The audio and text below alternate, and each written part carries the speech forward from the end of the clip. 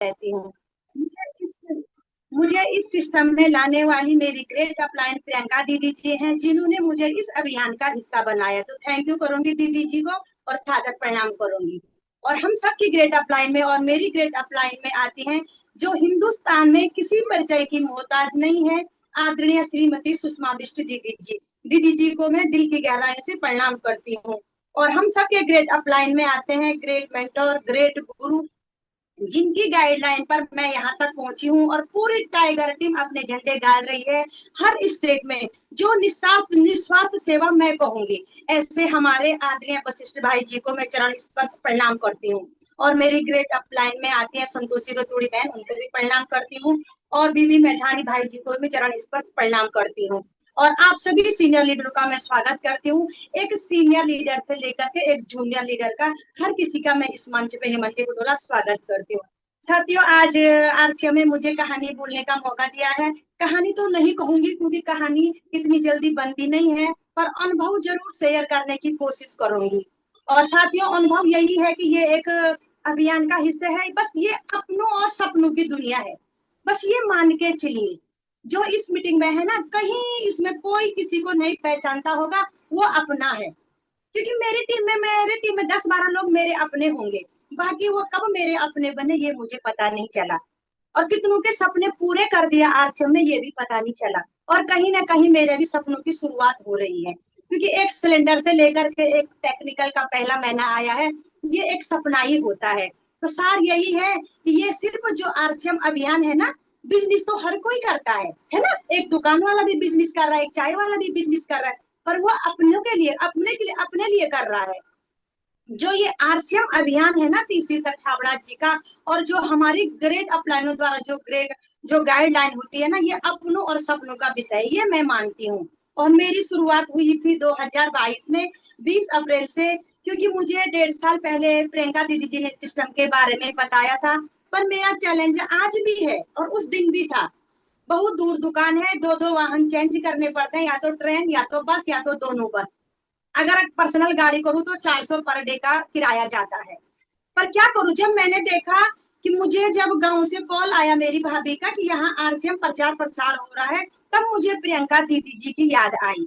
तो साथियों, इसलिए मैं कहना चाहूंगी ना, हमारे आदरणीय भैया जी बोलते हैं, अपना छोड़ना नहीं है, दूसरे को छीनना नहीं है। कहीं ना कहीं मैं प्रियंका दीदी जी की लिस्ट में अपनी रही होंगी, इसलिए उन्होंने मुझे अपना बताया था आरसीएम। पर यही दुकान की चैलेंज की वजह से मैं टालती रही, और सच में चैलेंज है, 100% है। क्योंकि सोचना पड़ता है, अगर दिन महीने में मैं 4 बार जाऊं तो पर डे 400 कहाँ से लाऊं, सोचना पड़ता है।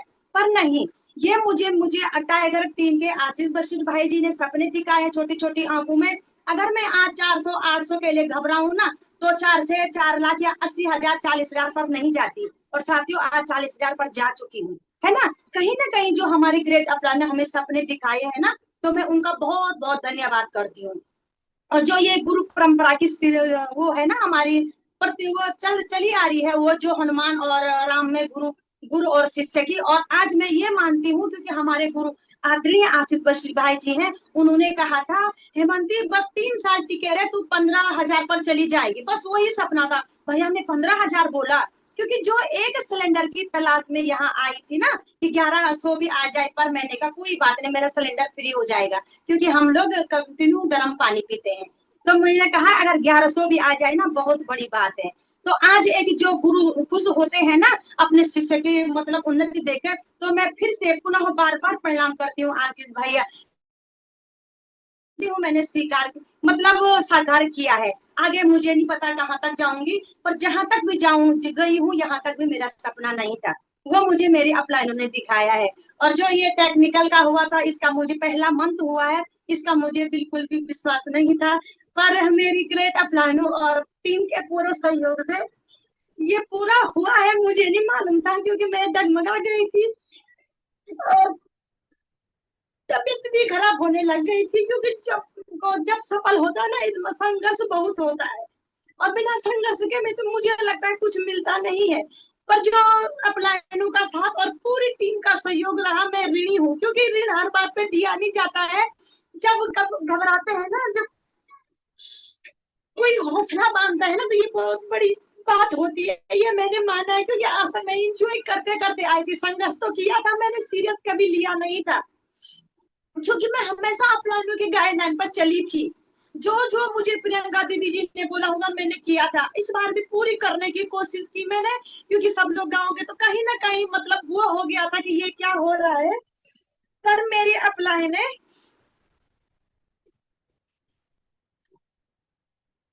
और टीम की जो सहयोग रहा है, मैं यहाँ तक पहुंची हूँ। और सॉरी साथियों, माफी चाहूंगी। और मैं चाहती हूँ हर बहन ये मुकाम पे आए। आना तो हर बहन को है, पर जल्दी से जल्दी आए, ये मेरी आपके लिए, सबके लिए दिली कामना है।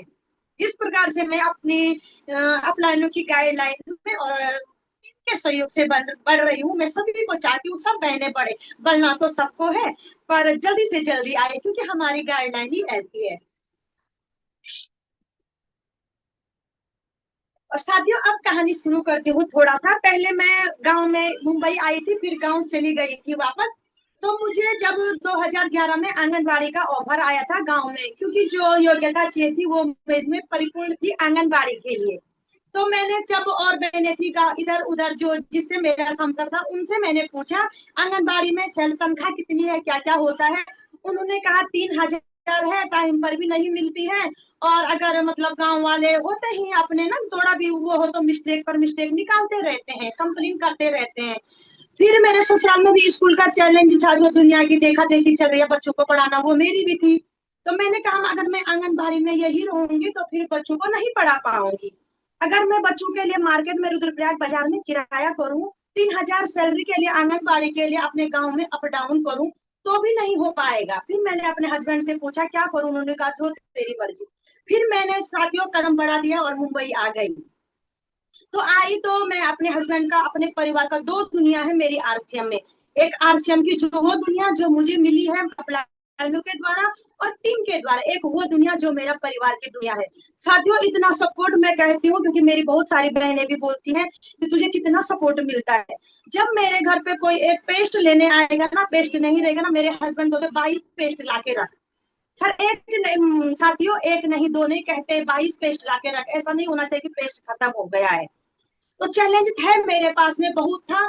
पर यही है कि जब मुझे गांव से फोन किया तो मैंने प्रियंका दीदी जी को बताया, दीदी जी कहाँ है दुकान।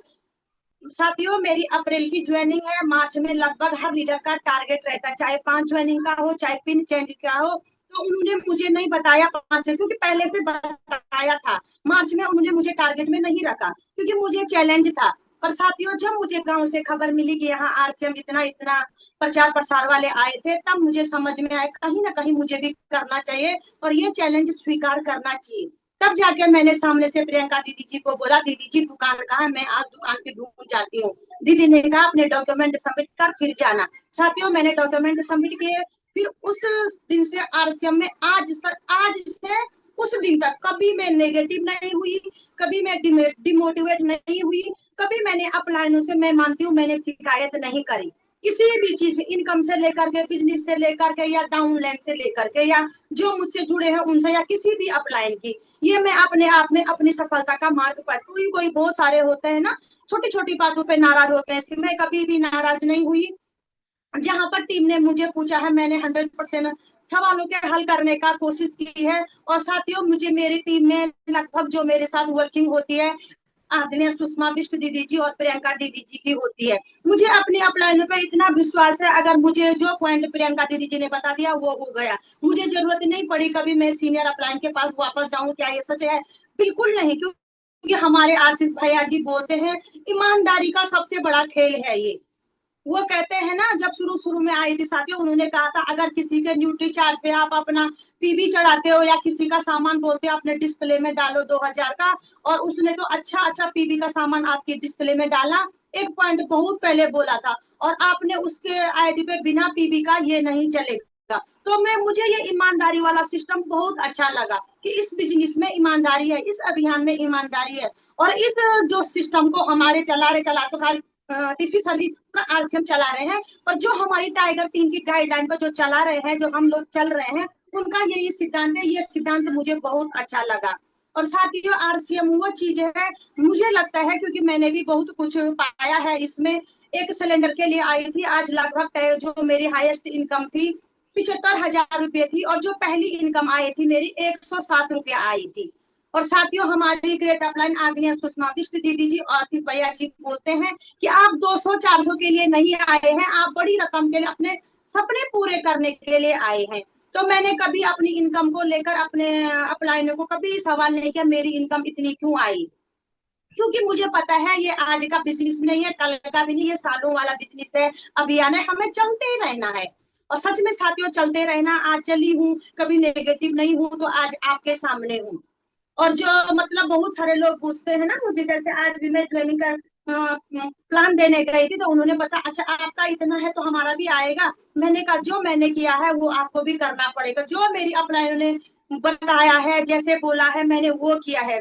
जैसे मैं टीम में चाहती हूँ जिस प्रकार से मेरी अपलाइना मेरा सपोर्ट करती हूँ, मैं भी खरी उतरूँ और अपनी टीम का ऐसे ही सपोर्ट करूँ, ऐसा ही हौसला बढ़ाऊं, ऐसे ही जब जब उनको जरूरत पड़े मैं साथ दूं। और कोशिश करती हूँ अगर कहाँ जहाँ पर कमी रहती है जरूर करती हूँ कि पूरी करूंगी। और साथियों जो मेरे घर का चैलेंज है आज भी, जब बहुत सारे लोगों के सवाल होते हैं ना कि कोई नहीं जुड़ता है, कोई नहीं जुड़ता, ये सच बात है। जब मैं अपनी होकर के, क्योंकि प्रियंका दीदी से पहले की जान पहचान है, एक ही गांव के हैं और वर्तमान समय में मुंबई में दोनों रहते हैं।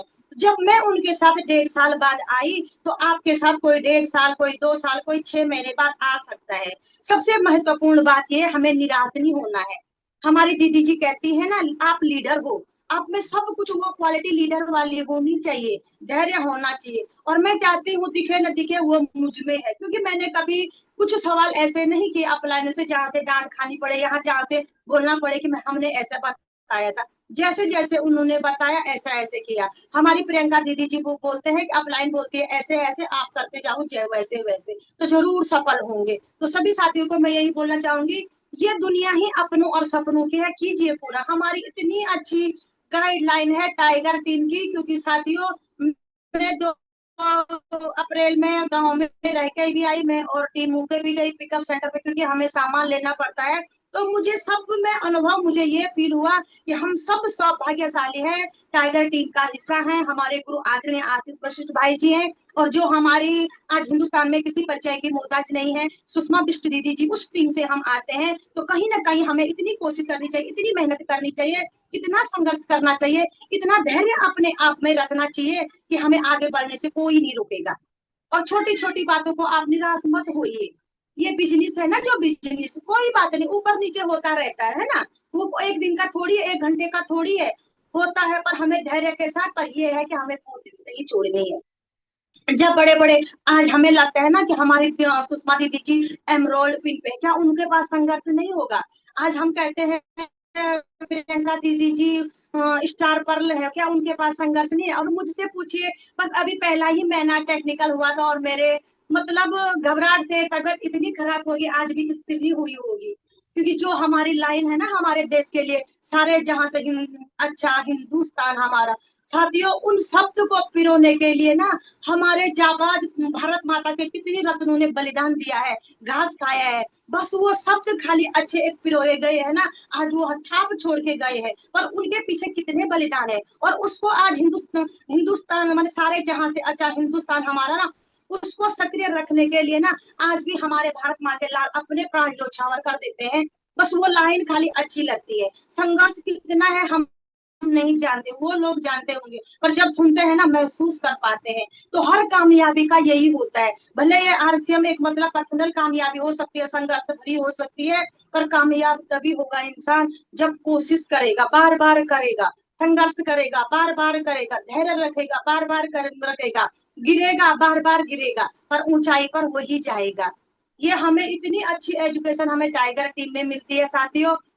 और पहले मैं सिलाई करती थी आंगनबाड़ी के लिए, मैं जब गांव से क्विट करके आई थी, मैं मुंबई में भी आंगनबाड़ी के लिए बहुत लड़ती रही, कोशिश करती रही, बस मुझे वो जॉब मिल जाए जो मैंने छोड़ी थी। और भजन में सबसे पहले आ गए, कोई नेता आ गया ना सबसे पहले आ गया, अगर प्लान देने को बोलो ना मैं सबसे पहले जाऊंगी, और सेमिनार में बोलो ना सबसे, क्योंकि मेरे पास फ्रीडम है, क्योंकि मुझे ऐसा ही करना सिखाया है मेरी अपलाइनों ने कि आप काम ऐसा करो, फ्रीडम हो करके करो। और मैं करती हूँ, मैं बोलती हूँ, मैं देखो मेरा मोबाइल मेरी जो आज जब मैं प्लान देने गई थी मेरे को वहीं पर 5-6 कॉल आई। तो मैंने कहा देखिए ये मेरी 24 घंटे की नौकरी समझो या 24 घंटे की छुट्टी समझो।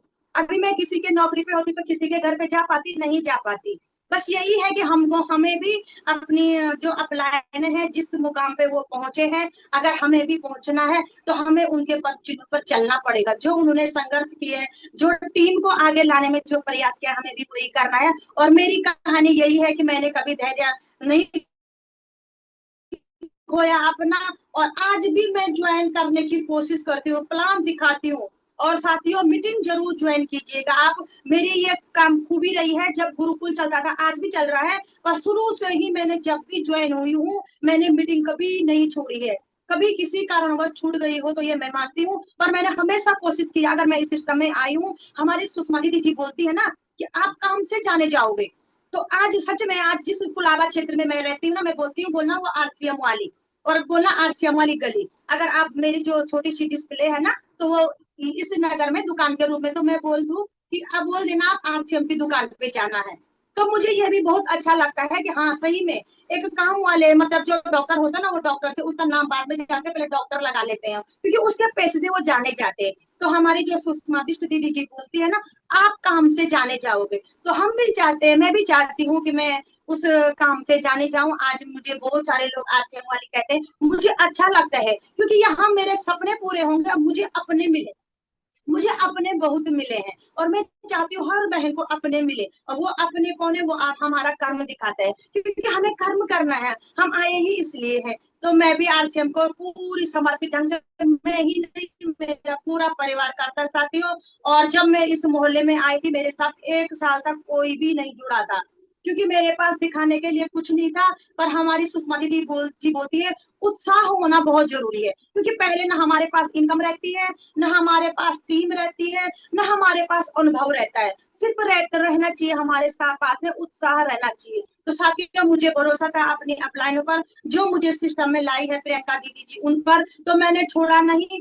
1 साल तक मेरे साथ यहाँ मेरे क्षेत्र से कोई नहीं जुड़ा, फिर भी मैं संघर्ष करती रही, जोड़ती, मतलब इधर उधर जहां भी मेरे रिश्तेदार है उनको जोड़ती रही। आज भगवान की कृपा से और मेरे संघर्ष की और अपलाइनों की गाइडलाइन पर मेरे साथ कम से कम इस क्षेत्र से 120 लोग मेरे साथ हैं, कुलाबा क्षेत्र से। तो साथियों उन्हीं के लिए मैंने ये संघर्ष चुना है। और आज मैं अपने घर पे डिस्प्ले पे सामान डालती हूँ, एक एक 1.5 का सामान मेरे डिस्प्ले पे जमा हो जाता है। आज ही मेरे डिस्प्ले पर 80,000 का सामान आया है साथियों। पहले मुझे पैसे डालने पड़ेंगे, फिर मैं टीम से जब लेके जाएंगे तब पैसा देंगे। पर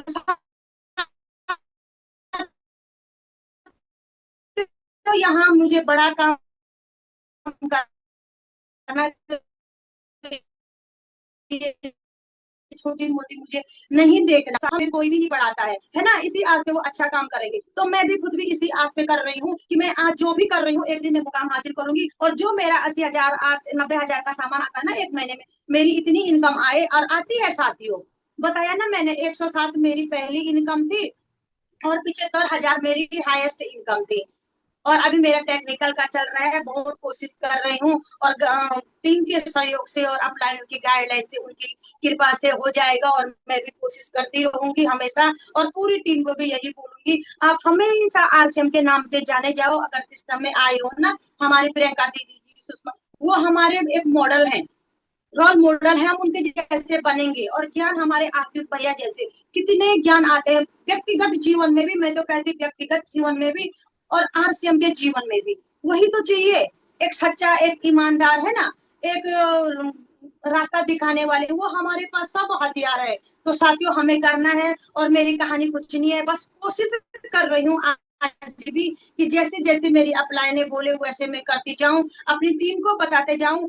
जहां तक मैं पहुंची हूँ, मेरा भी सपना है मैं अपनी टीम को यहाँ तक पहुंचाऊं, पहुंचना तो है ही, पर मैं चाहती हूँ बस जल्दी जल्दी संघर्ष करे, जल्दी जल्दी कोशिश करे, रफ कॉपी का इस्तेमाल करे। रफ कॉपी का इस्तेमाल ये होता है, हम प्लान हर किसी को दिखाएं, है ना, एक एक करके, ग्रुप में नहीं दिखाना है, क्योंकि वो वहीं पे जो आने वाला होगा उसको भी नेगेटिव करता है। पर यही है, संघर्ष भरी कहानी हर एक लीडर की है, हर एक कामयाब इंसान की होती है। बस आज हम अगर जाने जाए तो काम से जाने जाए, वो काम क्या है, वो हमारा अभियान है ना। अपने लिए नौकरी, सब अपने लिए जीते तो सब जीते हैं, पर यहाँ दूसरों के लिए भी जिया जाता है। साथियों, यहाँ पिन हर महीने हर लीडर की नहीं आती है। हर महीना हर लीडर का बिजनेस मेंटेन नहीं होता, ये हम सब आरसीएम परिवार जानता है। पर कभी किसी के लिए लड़ते हैं, कभी किसी के लड़ते हैं, मेरी यही कहानी है। मैं भी कभी अपने लिए लड़ती हूँ, कभी किसी के लिए लड़ती हूँ, और यही आशा, यही आकांक्षाएं लेकर चलती हूँ। मैं जिस प्रकार से टीम ने और अपलाइनों ने मेरा सहयोग किया है, मैं भी हमेशा उनके सहयोग के लिए तत्पर रहूं। और कहानी क्या बताऊं, बस यही है कि अपने और सपनों की कहानी ये बनती रहेगी, और अपने बहुत सारे मिलते रहेंगे, पर मिलते मिलेंगे तभी जब खोज करते रहेंगे हम। और मुझे गर्व है, मैं आरसीएम का हिस्सा हूँ, और मुझे लोग आरसीएम वाले, मैं खुद बोलती हूँ, जब मैं किसी नए इंसान को नंबर देती हूँ ना, मैं बोलते हेमा बुटोला आरसीएम, किसी को आरसीएम हेमा बुटोला, क्योंकि वो अगर गूगल पे या यूट्यूब पे भी सर्च मारे ना तो उसको याद रहे, क्योंकि मैं लगा लेती हूँ। मेरी हमारी भी तो ये कुछ छोटी मोटी वो थोड़ी है। हमारे टीसी सर बोलते हैं कि हम देश के लिए काम कर रहे हैं, और हमारी बहुत सारी बहनों की इतनी अच्छी सोच है ना, जो हमारे जो बोलते हैं ना प्रोडक्ट महंगे हैं, हमारा टीडीएस हमारे देश के लिए ही जाता है, कहीं ना कहीं हमारे देश के लिए ही काम आता है वो। ये सिस्टम मैंने अपनी दृष्टि से मैं देखा, अगर किसी को स्वास्थ्य की है उसके लिए भी है, किस कोई देश के लिए समर्पित है उसके लिए भी है। हमारे आशीष भाई जी जैसे, उनको उनकी सोच के लिए भी है, जो निस्वार्थ सेवा करते हैं। ऐसे सामाजिक भाई जी को जो इस मतलब संभाल रहे इतनी बड़ी टीम को, और इतने अग्रसर हो रहे हैं हम सब लोग, मैं पुनः बार बार प्रणाम करती हूँ। ऐसे गुरु, ऐसे भाई, ऐसे गाइड सबको दे। और हम सौभाग्यशाली हैं सच में, क्योंकि मैंने और टीमें भी देखी हैं बहुत सारी, क्योंकि हम लोग मुंबई में रहते हैं, मुंबई में बहुत ज्यादा टीम है, और जो हमारी टीम की, जो हमारी अपलाइन, जो हमारी टीम है ना, वैसे मैंने कहीं नहीं देखा।